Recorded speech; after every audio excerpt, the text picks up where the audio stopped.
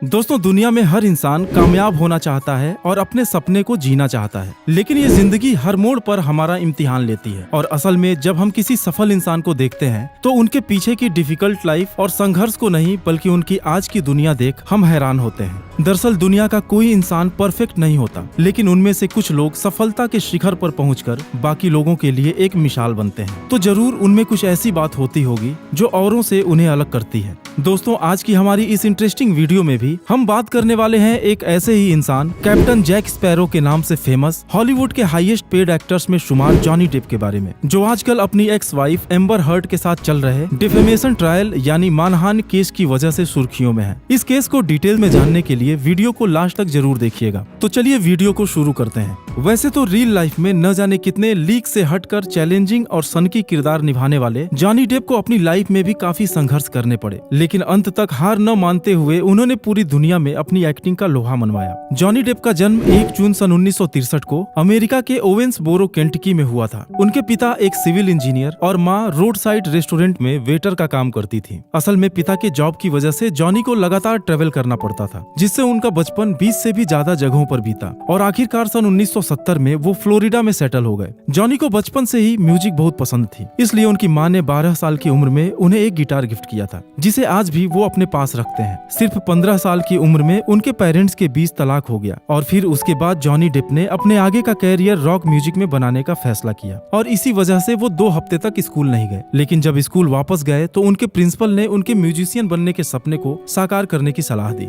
वो म्यूजिक का प्रैक्टिस करते रहे और कई रॉक बैंड्स में काम किए, यहाँ तक कि अपने खर्चे को पूरा करने के लिए एक पेन की कंपनी में टेली मार्केटिंग का काम भी किया। दरअसल इसी दौरान उस दौर के फेमस आर्टिस्ट निकोलस केज से उनकी मुलाकात हुई, जिन्होंने जॉनी की पर्सनैलिटी को देखकर उन्हें फिल्म में हाथ आजमाने की सलाह दी और इसी मुलाकात ने जॉनी का फ्यूचर बदल कर रख दिया। डेप ने अपने फिल्मी करियर की शुरुआत 1984 में a nightmare on Elm street से की और इसके बाद वो फिल्मों के कुछ छोटे मोटे रोल करते हुए अपने करियर को आगे बढ़ाते रहे। हालांकि आगे कई टीवी सीरीज और फिल्मों में काम करने के दौरान उनमें कुछ सफल रही तो कुछ असफल भी रही, लेकिन उनकी जिंदगी का टर्निंग पॉइंट आया सन 2003 में, जब वॉल्ट डिज्नी पिक्चर्स की तरफ से pirates of the Caribbean movie के लिए उनको साइन किया गया।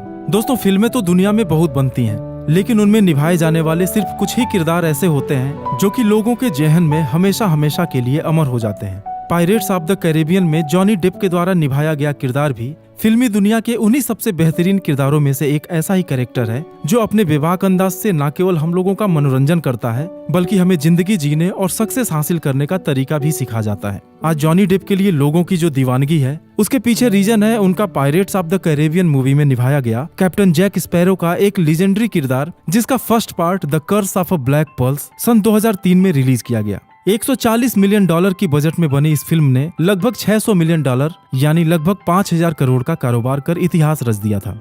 इस फिल्म की सफलता को देखते हुए डिज्नी ने इसके 4 सीक्वल और बनाए, जिन सभी मूवीज में कैप्टन जैक स्पैरो के किरदार में जॉनी डेप ही नजर आए। अब अगर आपने ये मूवी नहीं देखी है तो इस फिल्म की लर्निंग्स को जानना बहुत जरूरी है, जिससे आप समझ पाएंगे कि आखिरकार फिल्म में ऐसी क्या बात थी जिसने जॉनी डेप को सबका चहेता बना दिया। दोस्तों, pirates of the Caribbean Disneyland के थीम पार्क पर आधारित एक फिक्शनल मूवी है जो एक समुद्री लुटेरे जैक स्पैरो के आसपास घूमती है और इस किरदार को जॉनी डेप ने निभाया है, जो एक फनी, इडियट और अजीब सा लेकिन बहुत ही शातिर पायरेट यानी कि समुद्री लुटेरा है, जो केवल समुद्र में भटकना ही पसंद नहीं करता बल्कि एक मैजिशियन है जो कितने भी डिफिकल्ट सिचुएशन से भी अपनी चालाकी से बाहर निकल आता है और यही नहीं, किसी को भी उनकी खुली आंखों के सामने बेवकूफ बना के निकल सकता है। दोस्तों, pirates of the Caribbean series की 5 फिल्मों में निभाए गए कैप्टन जैक स्पैरो के किरदार ने हमें कुछ ऐसी बेहतरीन सीख दी है जिसे अपनाकर हम भी अपनी लाइफ को बेहतर बना सकते हैं। पहली चीज जो हम कैप्टन जैक स्पैरो से सीख सकते हैं वो ये कि डेस्टिनेशन से ज्यादा जर्नी इंपॉर्टेंट है।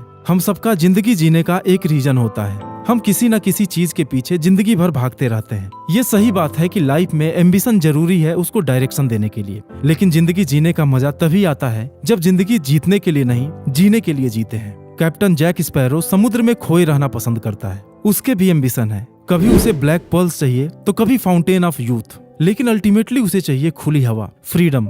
वो किनारे का भूखा नहीं है, उसके लिए गोल से ज्यादा एक्सपीरियंस इंपॉर्टेंट है। और अगर आपने pirates of the Caribbean movie नहीं देखी है तो आपकी जानकारी के लिए बता दूं कि कैप्टन जैक स्पैरो के पास एक खराब कंपास होती है जो कभी सही दिशा नहीं बताती, वो आपकी डायरेक्शन दिखाती है जहां आपका दिल जाने को कहता है, चाहे वो रम के लिए ही क्यों ना हो। यानी कि हमें सोसाइटी या लोगों के हिसाब से नहीं बल्कि अपने दिल के हिसाब से काम करना चाहिए, तभी आप बेस्ट दे पाएंगे। दूसरी अहम बात जो हम जैक स्पैरो से सीख सकते हैं वो ये कि दूसरों के सामने हमें ओवर स्मार्ट नहीं बनना चाहिए। जैक स्पैरो हमेशा बुद्धू और बेवकूफी दिखता है। ये एक ऐसी क्वालिटी है उसकी जिससे सब धोखा खा जाते हैं और सब उसके झांसे में आकर गलती कर बैठते हैं। कभी कभी तो उसे हल्का और मामूली समझकर लोग ऐसी चीजें भी बता देते हैं जो उन्हें बताना नहीं चाहिए था, क्योंकि वो जितना ही वियर्ड और स्टूपिड दिखता है वो उतना ही तेज और शातिर है। स्टीव जॉब्स का एक कोट कैप्टन जैक स्पैरो के लिए बिल्कुल सटीक साबित होता है, स्टे हंग्री स्टे फुलिश। कुछ और बातें जो कैप्टन जैक स्पैरो से सीख सकते हैं वो ये कि वो जिंदगी की डिफिकल्ट सिचुएशंस में भी मुस्कुराता रहता है और अपने दिमाग से उस मुसीबत से निकलने का रास्ता खोज निकालता है। जहां हम अपनी जिंदगी में छोटी छोटी मुसीबतों से घबरा जाते हैं, मारपीट करने लगते हैं, वहीं कैप्टन जैक स्पैरो फाइट को हमेशा अवॉइड करता है और तलवार तभी निकालता है जब उसके जान पर बात आ जाती है। दरअसल कैप्टन जैक स्पैरो का कैरेक्टर ऐसा है कि आप जितनी बार मूवी को देखेंगे आपको कुछ नया महसूस होगा। दोस्तों, सन 2015 तक जॉनी डेप दुनिया के सबसे बड़े फिल्मी सितारों में से एक थे, जिनका नाम हाईएस्ट पेड एक्टर के तौर पर Guinness book of world record में दर्ज है। आज 25 अवार्ड्स उनके नाम है और उनकी 3 फिल्में ऑस्कर के लिए भी नॉमिनेट हुई थी। लेकिन फिर उनकी लाइफ में एंट्री होती है एक्ट्रेस एम्बर हर्ट की और सब कुछ बदल जाता है। दोस्तों, अभी तक हमने जॉनी डेप की जिंदगी के उन पहलुओं को देखा जो हमारे लिए काफी इंस्पायरिंग थी, लेकिन अब हमें उस डार्क साइड को भी समझना जरूरी है जो अक्सर सभी की जिंदगी में एक स्पीड ब्रेकर की तरह आती है। लेकिन अगर जिंदगी में कामयाब होना है तो उनसे पार पाना ही पड़ता है। जॉनी डेप अपने पेरेंट्स के आपसी तनाव और मारपीट की वजह से महज 12 साल की उम्र में ही सिगरेट पीना शुरू कर दिए थे और 15 साल की उम्र में उनके माता पिता के तलाक के बाद ये सिगरेट की लत हर तरह के अलग अलग नशे में तब्दील हो गई। यही नहीं, अपने एग्रेसिव बिहेवियर की वजह से कई बार उनको जेल भी जाना पड़ा। अपने रॉक बैंड में मेकअप आर्टिस्ट का काम करने वाली लोरी एनी एलिसन से उन्होंने 20 साल की उम्र में शादी कर ली, जो सन 1983 से 1985 तक सिर्फ 2 साल ही चल पाई।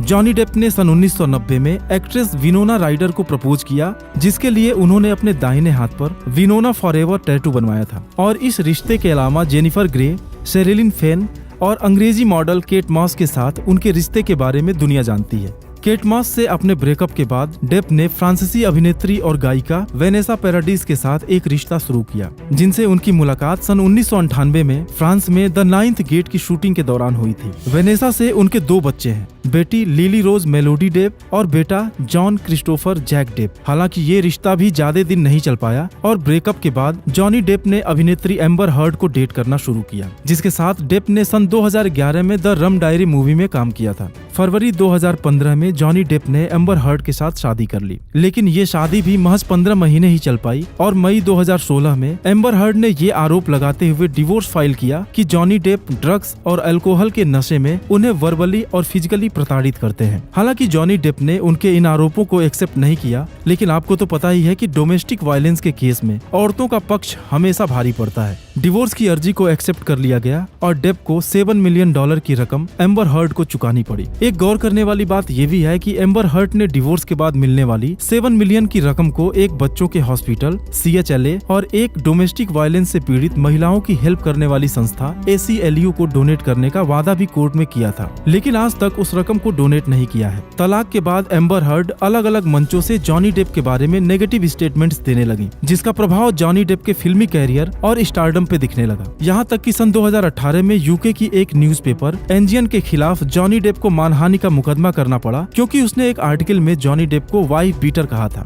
जॉनी डेप को फैंटास्टिक बीट्स फ्रेंचाइजी से इस्तीफा देना पड़ा और वॉल्ट डिज्नी पिक्चर्स ने pirates of the Caribbean series के अगले पार्ट के लिए उनको साइन भी नहीं किया। दरअसल जॉनी डेप को फिल्मों में काम मिलना बंद हो गया और वो स्टारडम के पीक से औंधे मुंह नीचे आ गिरे, जिससे परेशान होकर उन्होंने सन 2018 में एम्बर हर्ट के खिलाफ 50 मिलियन का मानहानि का मुकदमा कर दिया कि एम्बर हर्ट ने गलत बयानबाजी और साजिश के तहत उनके कैरियर को खत्म कर दिया और पूरी दुनिया में उनकी एक नेगेटिव इमेज बना दी। लेकिन एम्बर हर्ट भी कहीं से कम नहीं थी, उन्होंने भी काउंटर करते हुए 100 मिलियन का मानहानि का केस जॉनी डेप के ऊपर कर दिया और उसी केस में वर्जीनिया के फेयरफैक्स काउंटी में 11 अप्रैल 2022 से ट्रायल चल रहा है। दोस्तों, इस वीडियो में मैंने जॉनी डेप की लाइफ के अच्छे और बुरे दोनों पहलुओं को विस्तार से बताने की कोशिश की है। मामला कोर्ट में है, इसलिए फैसले के बारे में कोई टिप्पणी नहीं कर सकते, लेकिन जहां तक जॉनी डेप के जानने वाले लोग और उनकी रिलेशंस में रही वीमेंस का यही कहना है कि जॉनी डेप इस तरह के इंसान नहीं है जैसा एम्बर हर्ड कोर्ट को बता रही हैं। आप जॉनी डेप या फिर एम्बर हर्ड किसको कसूरवार मानते हैं, कमेंट करके जरूर बताइएगा।